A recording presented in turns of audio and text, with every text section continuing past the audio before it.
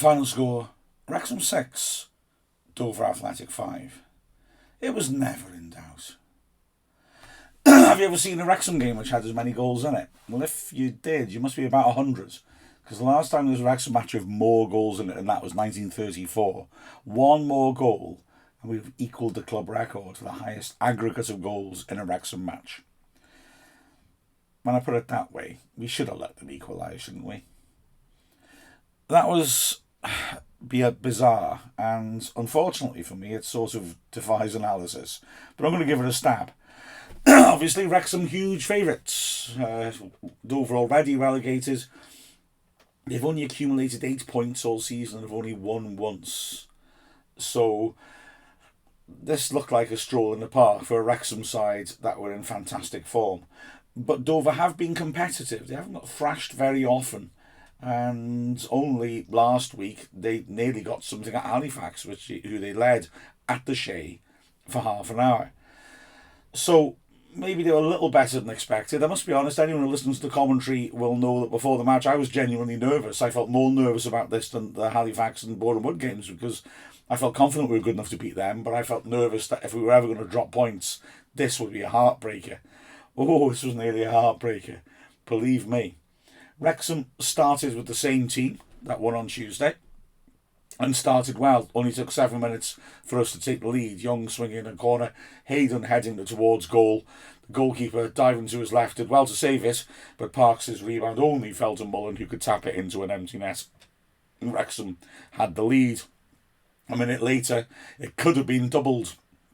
Palmer with a nice idea, playing the ball into the left channel, and Mullen made a brilliant run right to left. It was just slightly overhit and Mullen couldn't get on the end of it. And then by the 10th minute, again, we were threatening. James Jones playing a lovely little 1-2 to get himself into a nice position. He squared it onto Mullen, and from 25 yards out, he drove a powerful shot just wide of the left-hand post. 2 more minutes later, again, Wrexham opening things up. Palmer helping the ball on cleverly to Mullen.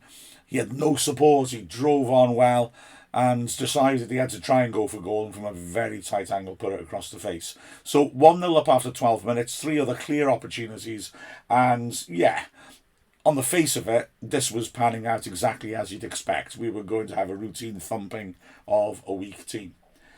But no one told Dover this, and here's the one bit I think I can analyse. I think I can explain why Dover causes so many troubles despite all logic suggesting that they wouldn't be able to. I think part of it, perfectly frankly, is that they are already relegated. They've got nothing to lose. They can try maybe different, bold ideas. They usually play more of a 4-3-3. They only made a couple of changes in their last match, but they were playing more of a 4-2-3-1. And, okay, that's not a huge difference, but they were often leaving 3 or even 4 players up the pitch when we were attacking, which left them open, which is why we were opening them up so often, but it meant that they had a real chance to counter-attack on us, especially on the flank. So our wing-backs, as we know, commit high up the pitch, but Dover's wide attackers didn't bother tracking them. It was a hell of a risk. I'm sure if they had a chance of survival, they'd be more likely to do something closer to parking the bus. As it was, instead, they just gambled, cheated the 2 wide players, didn't bother tracking back, and Wrexham were vulnerable to the breakaway. Dover pinging early diagonals in behind McFadden and Hall-Johnson, and those wide attackers then were attacking our wide centre-backs, who had to come out to meet them. Our back three was getting really stretched. It's got to be said that being so exposed, both Tozer and Cleworth felt well below their normal levels, and Dover were just opening us up for fun. It was unexpected, but it was very, very effective. That meant that although we were carving out chances, they were coming at us. They certainly didn't come to defend. And it felt like they were in the game, to be honest. But with hindsight, they were playing as they meant to go on. They kept coming at us. And yeah, they spent a fair amount of time in our half, even when we were carving them open. Maybe that was why we were carving them open. Still, when the second goal went in the 19th minute, you assumed that was the end of that. Davis getting the ball into the box and helping the ball nicely onto James Jones, who drove into the right channel and drove a nice finish across the keeper. Wrexham 2 up, Jones continuing his excellent recent run of goal scoring. And game over, surely. Well, no. because 3 minutes later, Dover had a goal back. A fabulous goal as well. Maybe the best goal we've seen at the racecourse this season. A corner cleared partially. Wrexham really didn't deal with this well. Hall Johnson and Hayden for a second seemed to leave it for each other. Then Hall Johnson decided he had to go for it, stretched and poked the ball only as far as Wilkinson on the edge of the D, and he hit the most fabulous volley, stretching for it and nailing a beauty which arced over Dibble perfectly and into the top left corner. The keeper with absolutely no chance whatsoever. That goal didn't have anything to do with Dover's tactical approach, but it wasn't a total surprise to see them score because Gayassi and Arthurs were getting into good positions. Pavey, the target man, surprisingly was playing on the right, and he was causing issues as well. And yeah, fair play. They scored. Were the crowd worried? No. In fact, interestingly, it was a wonderful goal, and a vast majority of the Wrexham fans were applauding it. I think they felt in the points were already wrapped up. Okay, they've managed to score a worldie out of the blue, but we're still going to punish them. They weren't so amused by what would happen in about 5 minutes' time. But before then, Wrexham did have a chance to essentially put the game to bed. 25th minute, an astonishing moment. Mullen doing well on the right-hand side, feeding it to Palmer. Palmer fizzed it across the face of goal. The keeper couldn't get there. Jordan Davis, I'm afraid, literally in front of an open goal at the far post. There's just nothing impeding his sight of goal. It's not a tight angle. He's between the posts. He's about a yard out. Somehow contrived to hit the bar. It was an astounding miss. At the time, I wondered if it had just been hit so hard it just essentially hits Davis. But having looked at the replay, not really. He maybe didn't quite sort his feet out, but it's incredible he didn't score. The ball bounces out. Wrexham fight and win it back. Davis is livid with himself. Races back, gets the ball, drives on, and from 25 yards hits an excellent shot just wide of the right post. And again has his head in his hands. So determined to make up for the open goal miss. I think if it had been 3-1 then, even with all Dover's boldness, it would have probably put an end to them. But instead, within a minute, they were pushing forwards and looking to make a problem for Wrexham. Good ball down the right channel, causing an issue. And it was Arthurs trying to beat Dibble at the near post and driving the ball firmly into the side netting. 2 minutes after that, though, they were level, and Wrexham, far from clapping this one, was cell-shocked. It was a horrible goal to concede. A corner on the right-hand side, my left-hand side, swept in under the bar, and Pavey, left completely unmarked, headed it home. We've got enough big blokes to deal with that sort of thing. It was poorly defended. It's got to be said as well. Dibbles, I think, has got to come for that. It was pretty much under his bar. Pavey couldn't miss. Quite why he chose to run up to the Wrexham fans, lean over the advertising hoarding and shout at them, I'm not quite sure. It certainly wasn't a good look. But they'd equalised. The crowd was stunned. And the next chance also fell Dover's way. Baptiste driving a powerful shot from 25 yards, a whistle past the post. The next 10 minutes or so, saw Dover camped in Wrexham's half. Okay, teams can be brave. Teams can take the game to you, but it was quite a shock to see this dominant Wrexham side being controlled by a team that was already relegated and in the miserable form that I was telling you about earlier. Why? I think we had a little bit of a panic on. I think we defended a touch too deep, concerned by those diagonals coming in, and as a result, even if we did manage to get the ball away when they were on the break, they could pick the ball up in midfield. Our midfield was a bit too deep, and they could work the ball around. And fair play to Dover, they were inventive and they were neat, but we mustn't forget that they were also a team, like I said, has been on an astonishing losing streak lately. It wasn't good. To be fair to Wrexham, in the last 5 or 6 minutes of the half, we did manage to get a little bit of momentum, started to pass the ball around again, something which we were sorely lacking in. And we could have gone in ahead at the break. Young with an excellent driving run through midfield. Davis made a great run through the centre. If Young could have played him in earlier and he'd been in one-on-one with the keeper, he chose not to, whether he was thinking about a shot himself. And eventually he did feed Davis in. Davis, a nice touch to get onto his left foot, 15 yards out, tried to pull it across the keeper, pulled it a bit too much and it went wide by about a foot of the right post.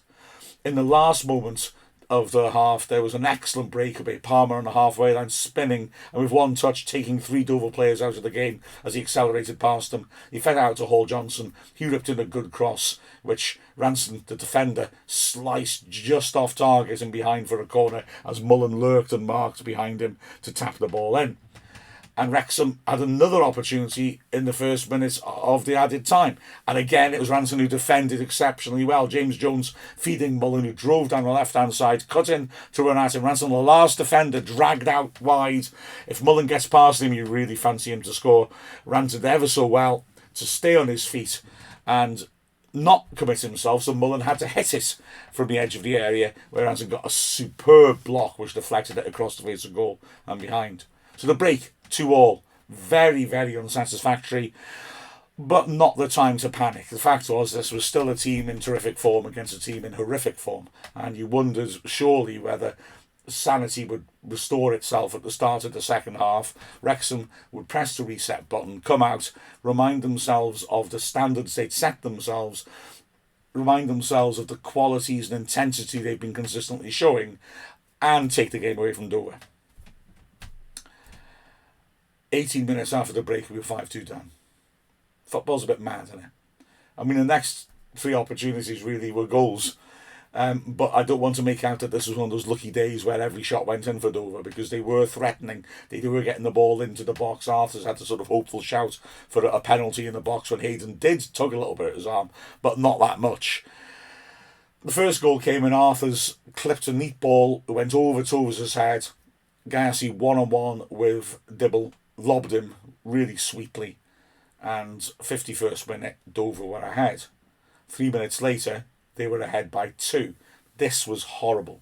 The keeper Parks with a long boot to the middle. He had a massive kick on him. Gayassi was after it. Tozer let it bounce. He didn't really deal with it well. Dibble had to come off his line because of that. Dibble got his punch all wrong and punched Tozer firmly in the face with both hands. And as the two of them lay in a heap on the floor, Gayassi ran onto it and tapped the ball into the net. Gayassi would go on to complete a 12-minute hat-trick, although to be fair, there was a good long spell of treatment for Tozer after this, who finally was revived and able to continue, but in terms of playing time, it was considerably less than 12 minutes. Parkinson had seen enough and acted boldly. 58 minutes, he went from the 3 at the back and brought Dan Jarvis on for Max Cleworth. A smart move, I think, because to be honest, I mean, the defence was having a nightmare, and it was the fact that they could play those diagonals and drag the centre-backs out of position that was causing the problem. A back 4 oughtn't to have such an issue. So Jarvis came on, Cleworth came off. Soon after that, Wrexham had a moment of hope. First moment of hope of the half, really. Davis down the line to Mullen, who pulled the ball back nicely to the edge of the area. James Jones hitting it with power, but putting it just wide of the right post. But then, as I said, in the 63rd minute, Gayassi completed his hat-trick. Good passing movements forwards by Dover, good progressive play. The ball popped out to Pavey on the right. He drove a lovely ball across the face, and Gayassi was there to tap it home from 6 yards out. Complete an excellent hat-trick and a deserved hat-trick. And the Wrexham fans started booing. Now, I said it in the commentary and I'll stand by it. I just don't like people booing their own team. You go there to support, and too often in recent years, Wrexham fans have been too quick to criticise, too quick to boo. But this was justified. I have no issue with Wrexham booing. I thought the fans were astonishing. They were incredibly patient.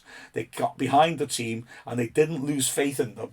They went a bit quiet, but when the bottom team in the league are handing you your backside on a plate, I think you're entitled to do that. But we just fell to pieces at the start of the second half. It was inexcusable. Dover showed guts, and tactically they were brave and clever, but they looked a very poor team. They are a very poor team. This should not happen. The Wrexham fans who booed had every right to, and that's not something I normally say. Wrexham needed desperately to try and fight back soon, and they managed it. Mullen down the left-hand side, dinking the ball to the far post. James Jones bringing the ball down and driving it in, and Palmer was able to flick the ball home to pull the score back to 5-3. Then a long Tozer throw-in was cleared as far as Young, who on his left foot hit a powerful shot but didn't quite get the right angle on it and put it just wide from 20 yards out. But just beyond the halfway point in the second half came the moment that really gave Wrexham hope. Jarvis on the left side of the box squaring it. Palmer with an excellent powerful shot across the keeper, who got both hands to it but could only squeeze it onto the inside of the post. And all of a sudden Wrexham were only a goal down with 21 minutes left. But I haven't mentioned the ref and the time wasting yet, have I? Now, this was something that frustrated Wrexham fans enormously. Although I have to say that ultimately I think maybe Dover got it wrong at this point, understandably, and this is what allowed us back into the match as well as our indomitable spirit. The referee was much too willing to let things go. In terms of, he clearly was adamant that he would not give a yellow. If you look at his stats, he doesn't give many yellows. The idea that a ref's had a good game because he didn't book anybody is a fallacy, but this chap seemed to have it in his head from beforehand. It wasn't acceptable, I've got to say. If you decide before a match how you're going to ref it, then you really shouldn't be reffing. I'm sorry, I've said it. Because you can't prejudge how a game's going to go. He let a lot go. Now, Dover were incredibly cynical, but I must put a condition on that. I would want Wrexham to be cynical if we were in their position and we realised that the referee was a pushover. He was not interested in booking people for yellow, for time wasting. He eventually booked the goalkeeper Parks, but so what? I mean, he'd been time wasting consistently for ages. The players and the crowd were pointing her out. It took numerous occasions before he finally would book him. And I mean, it made no difference. We passed the point where yellow cards will lead to a suspension. Parks complained about it, and then of course he kicked her up the pitch. It was for a goal kick, so the ball has to be retrieved, taken back, and then he could time waste again, because he knows the ref's never going to have the guts to actually give 2 yellow cards for time wasting to a goalkeeper. So yeah, all it did was waste a minute of the game.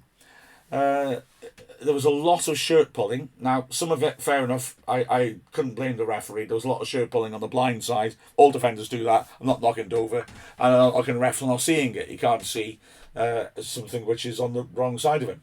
However, having said that, he was also allowing shirt pulling to break up play. So a midfielder would burst forwards. Wilkinson was particularly guilty of this, and would grab hold of a shirt and just pull it, and the player couldn't carry on running. So he's stopping a breakaway with a cynical shirt pull. All professionals know that they're taking a yellow card for the team there, but none of them received yellow cards for that. Astonishing. Again, I don't blame Dover. If you're going to get away with it, you get away with it. The reason I'm mentioning it now is because Wrexham, having pulled the game back to 5-4 in the 69th minute, suddenly, and with momentum building massively, looked like they were going to do it. But the next 10 minutes or so, there was barely anything on any play. Wrexham still carved out some chances, to be fair, but Dover successfully, thanks to the referee, just closed down the next 10 or so minutes, and they just passed by with goodness knows how long there was with the ball in play. Wrexham did have some moments, so James Jones driving a powerful shot from the edge of the area, which took a double deflection and went wide. That could easily have been a goal. Within a minute, Davis was feeding Mullen, who from a tight angle in the right channel drove a powerful shot. Parks did well to stay up on his feet long enough to block it with his legs behind from a corner, and then Jones had another powerful shot, which the centre-back Goodchild did well to... Goodman, rather. Sorry, I was just regressing back to his childhood. He was able to head clear in front of his keeper, and Young, from the corner, swept the ball in. It went through absolutely everybody. Nobody could quite get a touch. But the time wasting was really having an effect. The game was petering out. It's not just the time it's been taken out of the game. It's the momentum being broken. Wrexham just couldn't get the momentum going again. And it looked like we would fail. We would fall short. 83rd minute, we started to create chances again. Tozer with a good long throw into the box. Hayden jumped aggressively to attack it. Couldn't make contact. And therefore unsighted Mullen, who was unmarked 6 yards out, but scooped the ball horribly over the bar. Again, I don't really blame him. He didn't see it coming to the last second. At the other end, as Wrexham rushed to try and get things going, nearly conceded an absolutely horrific sixth. Dibble trying to take a quick goal kick, hurried it far too much and just passed straight to Dover. The ball was fed to Arthurs on the right and he drove it across the goal. Dibble was beaten. I think it was a shot, to be honest, but there were two players attacking the 6-yard box who couldn't quite reach it in front of an open goal to end the game. Wrexham with 3 minutes left threw Dior Angus on for James Jones to put extra bodies in the box. He did well putting himself about. McAlinden then swept in a dangerous cross just too high for everybody. And as we went into added time, 9 minutes of added time, Wrexham was still trailing. But then came an interesting moment. Tozer, who had a poor game, in all honesty, defensively, but in the latter stages was really driving things forwards, got up to the halfway line and drove a great diagonal for Palmer. He was fouled on the edge of the D, but the ball carried through to McAlinden, who was one-on-one with the goalkeeper, and the referee blew his whistle, stopped the advantage, even though he'd been given a lot of good advantages, and pulled it back for the free kick. Palmer and McAlinden were livid. McAlinden in particular might have good grounds for anger against this ref. He's the guy who sent him off against Yeovil. But anyway, no advantage, free kick on the edge of the D. But we got Jordan Davis, haven't we? So maybe the referee knew that and just wanted to give us a special moment. Davis stepped up, drilled it past the 4-man wall and into the goalkeeper's side. Parks had gambled and got behind the wall. Davis stroked it beautifully where he was, and Wrexham in the 91st minute were level. I said earlier that maybe Dover got something wrong here, and I think the last 20 minutes of the game, that was the case. They decided to sit on their lead. That's totally logical. I totally get it. Plus, Wrexham were committing more men forward, so I accept that they had maybe to do something to respond to that. However, I think it was a mistake because they got into the great position they were in because they didn't care about the result, if you like. There were no consequences to the result, and so they were bold. I think they should have carried on because I think they could well have scored more goals. As Wrexham were pushing the two wide men up still in a back four, there was scope for Dover to really embarrass us on the break. I think they should have done. Instead, they retreated into themselves, retreated into their penalty area, defended very deep with a goalkeeper who wasn't particularly convincing in the air, and a lot of centre-backs were game and throwing their bodies in the way. Dover have let a lot of goals in this season. They're not a good team. And therefore, for me, deciding you're going to spend the last half hour camped in your penalty area against a team that do score goals when you've spent an hour of the match causing problems going forward and being brave was really foolish.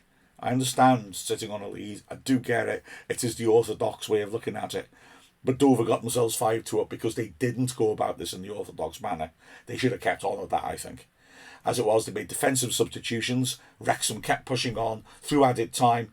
There were lots of throw-ins into the goalmouth, lots of corners, Tozer hurling it in, Hayden meeting their ball with a firm header, a really good acrobatic catch to his right by Parks. In the 7th minute of added time, a driven shot by Palmer from around the penalty spot, brilliantly blocked.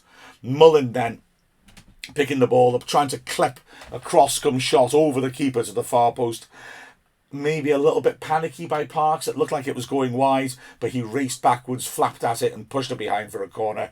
And, well, I was about to say you know what happened next. Actually, nobody seemed to know what happened next because the scorer was a mystery to everybody. But Luke Young ripped a superb corner to the near post. Palmer got a lovely flick on, and it was Jordan Davis hurling himself at the ball to head it in from close range. Absolute pandemonium. Wrexham 6-5 up. All of a sudden, I didn't want the referee to add on more time for all the time wasting and added time. And he had on about another minute and a half. Wrexham victorious in astonishing circumstances. Yeah, it's not good to let 5 goals in a home to Dover. But this was freak football. This was madness. Madness at its best. And quite frankly, for me, this makes me feel more optimistic about this season. Because this team just refuses to get beaten. Even when something goes wrong, they refuse to lose. And it's admirable. It's remarkable. This team's special. Performances, sadly, Dibble had a poor time of it. At fault for 2 goals, I would say, the corner and then the punch on Tozer. And then a panicky kick as well. At the back, yeah, Tozer certainly wasn't up to his normal standards. He looked uncomfortable. He was also for blame, at fault for that goal that Dibble wiped him out with. But he did show his captain's spirit in the way he drove us forward. He played a lot of good, accurate long passes to try and open Dover up. And, fair enough. Cleworth was also not his reliable self normally. Pavey, normally a target man, was used on the right-hand side as a target for these long diagonals, and he caused Cleworth problems. And Cleworth was pulled off quite early in the second half to enable us to throw the kitchen sink at Dover. Hayden was the picker of the centre-backs, actually. I don't recall him really getting troubled all that much, despite the fact he was often isolated and often the defence was getting overrun. So I think, to be fair, Hayden had a solid game and tried to drive forwards, got on the end of set pieces. So yeah, he didn't do too badly. Sadly, Hall Johnson also had a poor game, lots of disappointing crosses and slack passes, and it wasn't a huge surprise that McAlinden replaced him. And McAlinden did make a little bit of a difference. McAlinden was direct and aggressive, and didn't tend to join in the build-up as much as Hall Johnson did. Tended to get high up the pitch and get into the box, which is what we needed at that point. On the left, actually, I thought McFadden did pretty well. He was driving forwards all the time, trying to make things happen. He hasn't got the pace of Hall Johnson, but he does have the ability to link play with others. And I thought he had a decent match. I don't think he was particularly troubled. Like I said, the way they exploited us was more positional.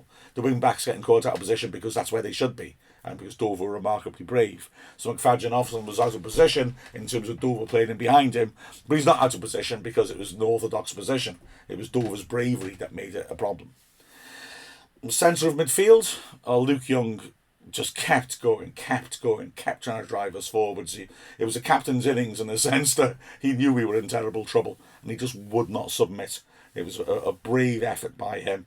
He kept going, a wonderful delivery for that winning corner. Jordan Davis, again, battling away, maybe a bit like halfway through last season. Sometimes you felt he was trying a bit too hard, but by the end of it, he got the headlines with the 2 injury time goals. Remarkable stuff. And when we needed him, he stepped up with that free kick. Gareth Bale is very much the Jordan Davis of Welsh football. In midfield as well, James Jones, he got subbed more tactically than anything else. His energy was excellent. He was driving play forwards, he was getting shots off. So I wouldn't want to criticise him too much. I don't think he was taken off because of his performance. Up front, I thought Palmer and Mullin were excellent. I would probably go Palmer man of the match.